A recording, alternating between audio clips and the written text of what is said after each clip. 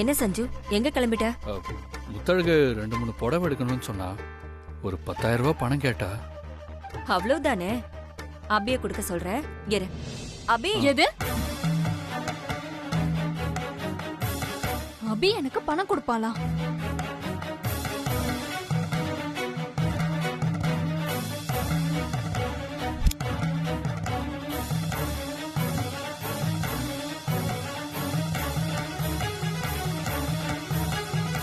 சஞ்சீவ் நல்லா மாட்டிக்கிட்டம்மா.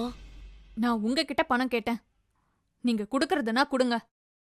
கண்டவ குடுக்கற காசு எனக்கு தேவையில்ல.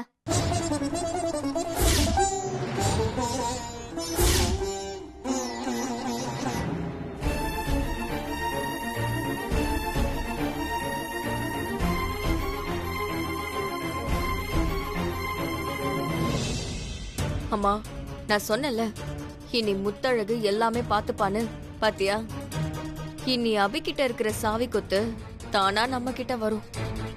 இந்த முத்தழகு நம்ம பொம்மை தானே. சாவி நம்ம கிட்ட இருந்தா என்ன, அவகிட்ட இருந்தா என்ன? ஆமா ஸ்ரீஜா.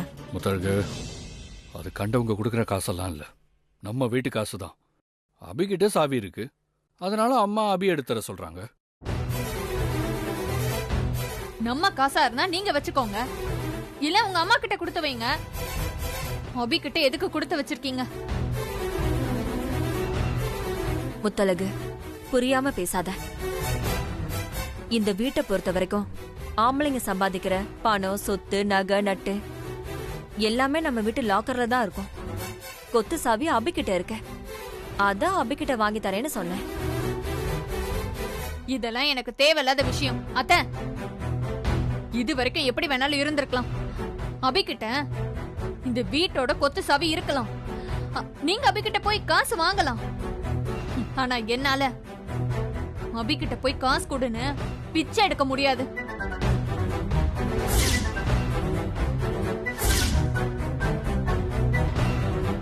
முத்தழகு, என்ன பிச்சை அது இதுன்னு பெரிய வார்த்தைலாம் பேசுற? இது சாதாரண விஷயம் முத்தழகு. எது சாதாரண விஷயம்? நான் அபிகிட்ட போய் பிச்சை கேக்குறதா? முத்தழகு,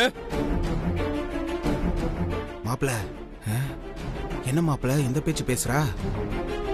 உங்களுக்கு வேணா இந்த பிரச்சனை சாதாரண விஷயமா இருக்கலாம், ஆனா எனக்கு அப்படி இல்ல. ஏய், என்ன பேச்சு பேசிட்டு இருக்க நீ? டேய் சஞ்சீவ், நீ எதுக்கு கோவப்படுற? முத்தழகு, வார்த்தையை பார்த்து பேசு. ஏன் இப்படி நடந்துக்கிற?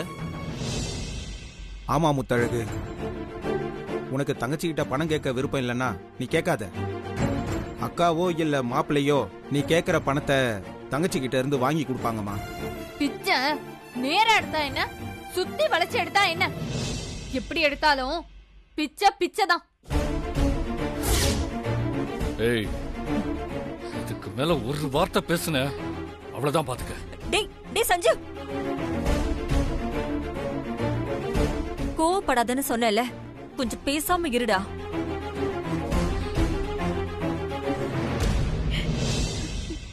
எல்லாரும் அபிக்கு சப்போர்ட் பண்ணி என்ன ஏன் திட்டுறீங்க? நான் அப்படி என்ன தப்பு பண்ணிட்டேன்? நான் என் புருஷன் கிட்ட புடவை வாங்க பணம் கேட்டேன், அது ஒரு குத்தமா?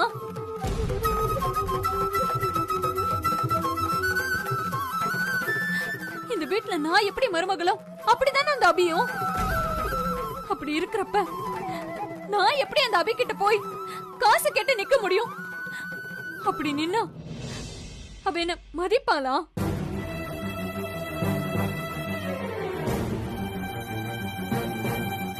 மா, முத்தழகு செம்ம டிராமா பண்றால. இந்த வீட்டுல வாக்கப்பட்டு உங்க எல்லார்கிட்டயும் பேச்சு வாங்கணும்னு இருக்கு. எல்லாம் என் விதி.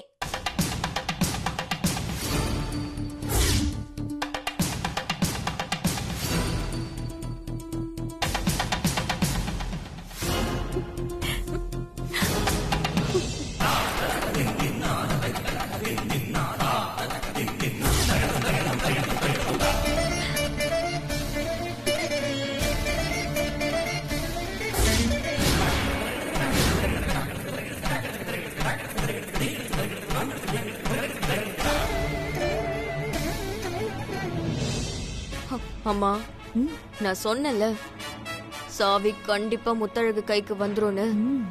அபி, என்ன இது? அத்தை, இனி இந்த வீட்டு சாவி கொத்து என்கிட்ட இருக்க வேண்டாம்.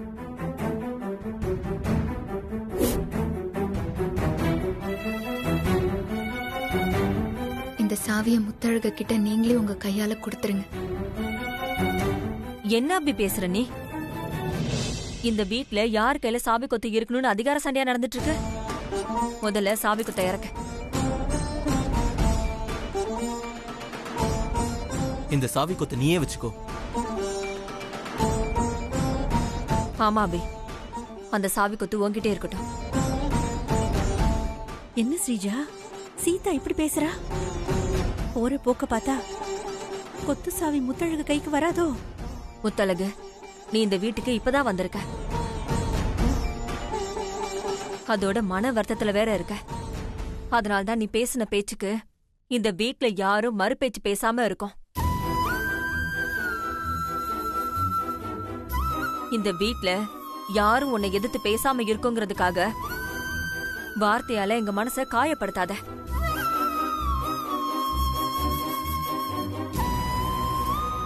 அபிக்கிட்ட சாவி கொத்து இருக்க காரணம் அதிகார திமிரு இல்ல.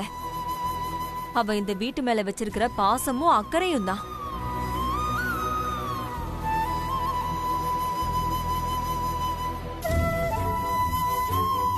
அபிக்கு இந்த வீட்டு மேல இருக்கிற அதே அக்கறையும் பாசமும் இந்த வீட்ல யாருக்கு வந்தாலும் சாவி கொத்து அவங்க கிட்டயும் இருக்கும். முத்தழகு, நீ இப்படி எல்லாரையும் எடுத்தறிஞ்சு பேசியும் எனக்கு உன் மேல கோவமே வரல. ஏன் தெரியுமா?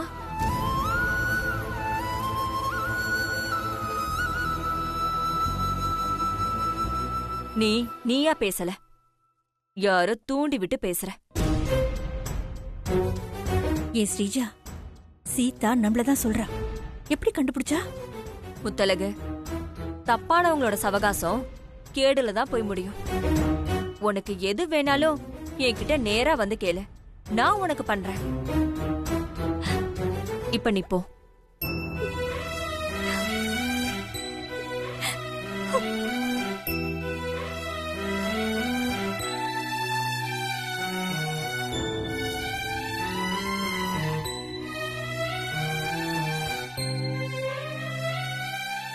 அபி, யாரு என்ன சொன்னாலும் இந்த வீட்டு சாவி உன்கிட்ட தான் இருக்கணும். அப்பதான் இந்த குடும்பம் ஒத்துமையா இருக்கும்.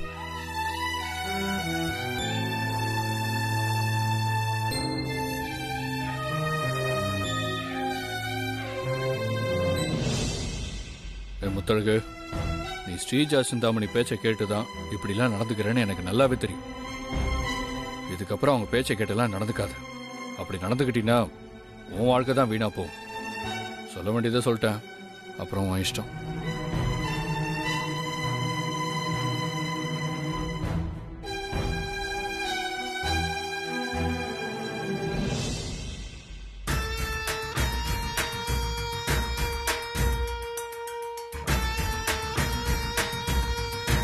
முத்தழகு பேசின பேச்ச பார்த்து இந்த குடும்பமே அப்படியே ஆடி போச்சுல ஸ்ரீஜா. ஆமாமா, நம்ம பிளான் செமையா ஒர்க் அவுட் ஆயிடுச்சு ஸ்ரீஜா. பிளான் எல்லாம் கரெக்டா தான் ஒர்க் அவுட் ஆச்சு. ஆனா நம்ம முத்தழக தூண்டி விட்டு தான் பேசுறான்னு அத்தை கரெக்டா கண்டுபிடிச்சிட்டாங்களே, அதுதாம்மா எனக்கு யோசனையா இருக்கு.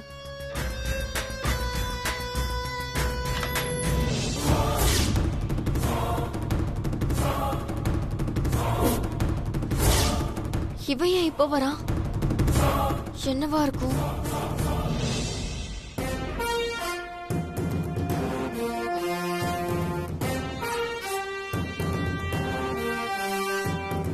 இவன் எதுக்கு இப்படி கோவமா வந்து நிக்கிறான்? கிளம்பு போலாம்.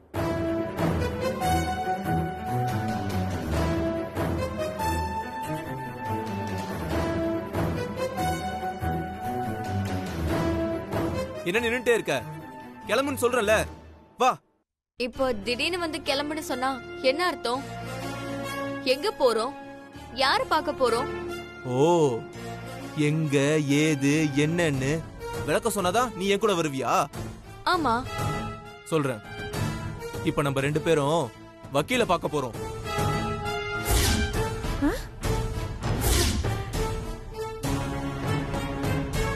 வக்கீல பார்க்க போறோமா? நம்ம எதுக்கு வக்கீல பார்க்க போனோம்? ஆ? நான் உங்ககிட்ட டிவோர்ஸ் வாங்கணும்ல, அதுக்காக தான்.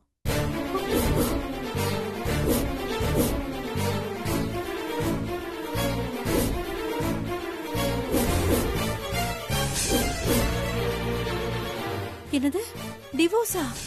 நான் தனியா போய் வக்கீல பார்த்து டிவோர்ஸ்க்கு அப்ளை பண்ணா ரொம்ப நாள் ஆகும். அதுவே நீ என் கூட வந்தன வை, மியூச்சுவல் அண்டர்ஸ்டாண்டிங்னு சீக்கிரமா டிவோர்ஸ் கொடுத்துருவாங்க. என்ன இந்த சந்தோஷ் திடீர்னு இப்படி இறங்கிட்டான்? என்ன சந்தோஷ் நீ டைவர்ஸ் அது இதுன்னு பெரிய பெரிய வார்த்தையில பேசுற? நீ எனக்கு டைவர்ஸ் கொடுக்கற அளவுக்கு நான் என்ன அப்படி பெரிய தப்பு பண்ணிட்டேன்? என்ன தப்பு பண்ணியா? நீ பண்றது எல்லாமே தப்புதான்.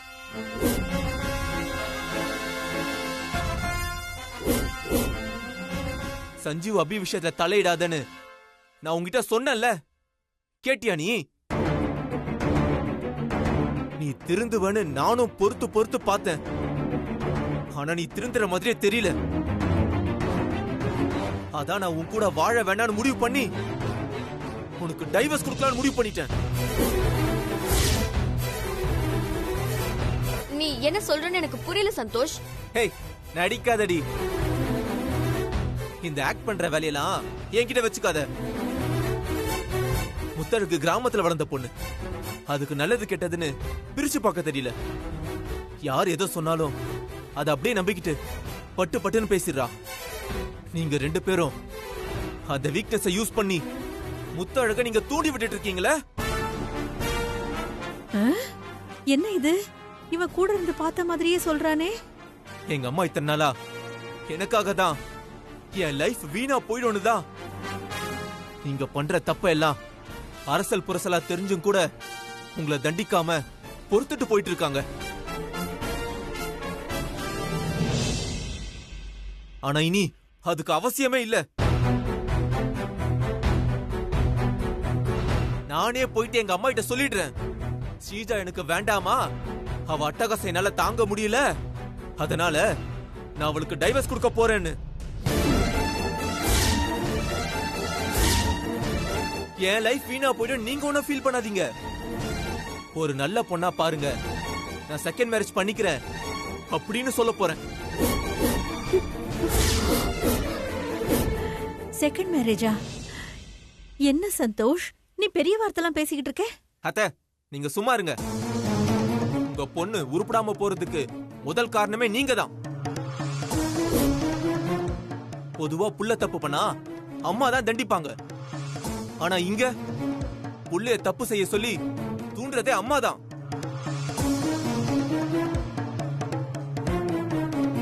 என்ன ஸ்ரீஜா யோசிச்சுட்டே இருக்க? வா, வக்கீல பார்க்க போலாம். வேணாம் சந்தோஷ், ப்ளீஸ். நான் இனிமே எந்த தப்பும் பண்ண மாட்டேன், யாரையும் தூண்டியும் விட மாட்டேன். நான் உண்டு, என் வேலை உண்டுன்னு இருந்துக்கிறேன். ஆனா டிவோர்ஸ் மட்டும் கொடுத்துறாத. ஏய், அதெல்லாம் முடியாது. உனக்கு டிவோர்ஸ் கொடுத்தாதான் நீ திருந்துவ. இல்ல சந்தோஷ், ப்ளீஸ் எனக்கு டிவோர்ஸ் மட்டும் கொடுத்துறாத. மா, என்னம்மா மண்ணு மாதிரி பாத்துட்டு இருக்க? பேசுமா. ஆமா சந்தோஷ், இனிமே நானும் ஸ்ரீஜாவும் மூச்சு விடுற சத்தம் கூட இந்த வீட்ல கேட்காத அளவுக்கு நாங்க பாட்டுக்கு தின்னமா தூங்குனமான்னு ஒரு ஓரமா இருந்துடுறோம் சந்தோஷ். எங்களை விட்டுரு சந்தோஷ். ஆமா சந்தோஷ்.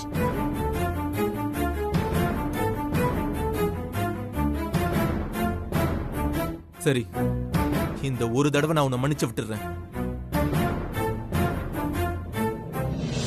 மறுபடியும் நீங்க சஞ்சீவ் அபியோட லைஃப் டிஸ்டர்ப் பண்ணீங்க, கண்டிப்பா உனக்கு டைவர்ஸ் கொடுத்து அம்மாவையும் பொண்ணையும் இந்த வீட்டை விட்டு வெளியே அனுப்பிடுவேன். அப்புறம் நீங்க 2 பேரும் சாப்பாடுக்கு பிச்சை தான் எடுக்கணும்.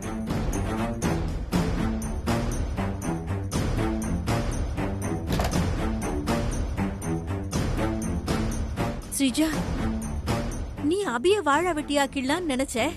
ஆனா போற போக்க பார்த்தா நீ வாழ வெட்டி ஆயிடுவ போல இருக்கேடி. மா சும்மா இருமா. புள்ள பூச்சிக்கெல்லாம் கொடுக்க முளைச்சிரும்னு நான் என்ன கனவா கண்டேன்னு சொல்ற மாதிரி நேத்து வரைக்கும் பூனையா இருந்த சந்தோஷ் இன்னைக்கு இப்படி புலியா மாறிட்டானடி. ஏய், என்ன ஸ்ரீஜா பண்ண போறோம் நம்ம?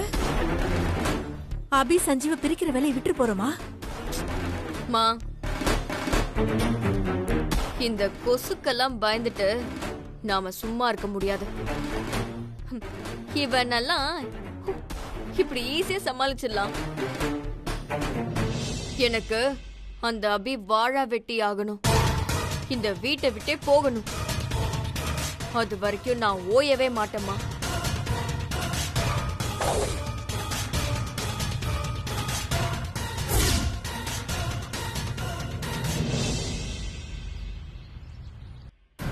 வீட்டில் அபிதான் என்கிட்ட பேச மாட்டேங்கிறான்னு பார்த்தா இந்த முத்தழக என்ன புரிஞ்சுக்க மாட்டேங்கிறாளே. இப்படி 2 பேரும் ஒதுக்கி வச்சா நான் என்னதான் பண்றது? ஒண்ணுமே புரியல. சீக்கிரமா இந்த பிரச்சனைக்கு ஒரு முடிவை கட்டணும். இல்ல வாழ்க்கையில நிம்மதியே இருக்காது. ஆனா எப்படி இந்த பிரச்சனைக்கு முடிவு கட்டுறதுன்னு தான் தெரியல. யோசிப்போம். மாப்ள மாப்ள என்ன பண்ணி வச்சிருக்க? என்ன பண்ண? இந்த செக்க பாரு. என்ன பண்ணி வச்சிருக்கன்னு உனக்கே புரியும். 6 லட்சம் ரூபாய் செக்குக்கு 60 லட்சம் ரூபாய் போட்டு வச்சிருக்கேன். 60 லட்சமா? பணம் போயிடுச்சா? பதறாத. செக்ல லெட்டர்ல 6 லட்சம் தான் எழுதி இருந்துச்சு. அதனால ரிட்டர்ன் ஆயிடுச்சு. வர வர ஆபீஸ் வேலையில நீ அதிகம் தப்பு பண்ணிட்டு இருக்கியா? மேனேஜர் சொன்னாரு. கையெழுத்து போட்ட ஃபைல்ல திரும்பியும் கையெழுத்து போட்டிருக்க. சில ஃபைல்ல கையெழுத்தே போடுறது கிடையாதான். என்னாச்சு உனக்கு? ஏன் மாப்ள இப்படி இருக்க? 2 பொண்டாட்டியை கல்யாணம் பண்ணவன் வேற எப்படி மாமா இருப்பான்? ஒரு மனுஷனுக்கு அடிப்படை என்ன? நிம்மதியும் தூக்கமும் தான். எனக்கு அந்த 2மே கொஞ்ச நாளா இல்ல. கொஞ்ச நாளைக்கு முன்னாடி அபி முத்தாளுக்கு உண்மை தெரியக்கூடாதுன்னு தூக்கமும் நிம்மதியும் இல்லாம அலைஞ்சேன். இப்போ உண்மை தெரிஞ்சு அவங்க ஏத்துக்கலன்னு தூக்க நிம்மதி இல்லாம அலையிற. அப்புறம் எப்படி இங்க ஆபீஸ்க்கு கரெக்டா வந்து வேலையை செய்ய முடியும்? நீ சொல்றது சரிதான் மாப்ள. உன் நிலைமை கொஞ்சம் மோசமா தான் இருக்கு. ஆனா என்ன பண்றது? நீ இப்படியே வாழ்ந்துதான் ஆகணும். இப்படியே வாழ்ந்து ஆகணுமா? இவரு என்னால சத்தியமா முடியாது. கொஞ்ச நாள் இப்படி இருந்தேன்னு வச்சுக்க, எனக்கு அப்படியே பைத்தியமா பிடிச்சிடும். அபி முத்தழகு 2 பேரும் சீக்கிரம் நீ ஏத்துக்கிட்டே ஆகணும். நீ தங்கச்சி முத்தழகுக்கு உன் மேல சிம்பத்தி வர மாதிரி ஏதாவது சிறப்பா பண்ணு மாப்ள. அப்பதானே தங்கச்சி முத்தழகுக்கு உன் மேல இருக்கிற கோபம் கொஞ்சமாவது குறையும். அதுக்குதான் விரக்தியில குடிச்ச மாதிரி நடிச்சேன். அதையும் தான் கண்டுபிடிச்சாளுங்களே, என்ன பண்றது? விரக்தி வேலை செய்யலன்னா என்ன? விருப்பம் வேலை செய்யும் மாப்ள. குறி பார்த்து அடிச்சா எந்த மாம்பழமும் தரையில விழுந்துதான் ஆகணும். எனக்கு சுத்தமா புரியல, ஒழுங்கா சொல்லு. எல்லா பொண்ணுங்களுக்கும் வீக் பாயிண்ட்னு ஒண்ணு இருக்கு மாப்ள. அந்த வீக் பாயிண்ட நீ கண்டுபிடிச்சு கரெக்டா நீ அதுல அடிச்சன்னு வச்சுக்க, உன் பொண்டாட்டிங்க 2 பேரும் உன்னை ஏத்துக்கிட்டு தான் ஆகணும்.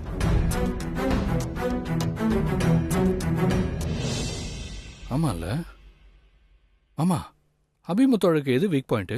என்ன கேட்ட? நானா 2 பொண்ண கல்யாணம் பண்ண? நீ தானே பண்ண. நீயே கண்டுபிடி. யோ யோ,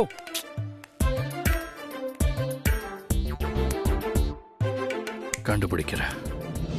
அபிமுத்தோழகோட வீக் பாயிண்ட் என்னன்னு கண்டுபிடிக்கிறேன்.